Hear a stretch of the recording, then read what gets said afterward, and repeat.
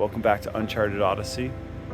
Today we're actually headed over to Gabriola Pass. It's a great site, but it takes a bit of getting to, so I was up early this morning and yeah, just about to head over and pick up Cosmo, and we'll go from there. Stay tuned.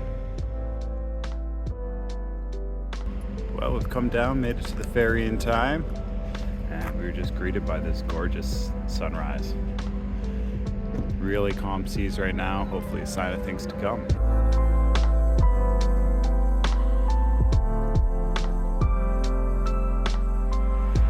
One thing about this site is you really gotta pick and choose your times. There's the possibility of current ripping through the Gabriola Pass, so it's just one of those sites that you need to have a bit of a plan and make sure you're picking your times. It's not one that you get to dive every day, so we have a bit of a window, a bit of a 3-hour window today that we're going to try and take advantage of and see some really cool stuff. So stay tuned. Gabriola Pass coming up.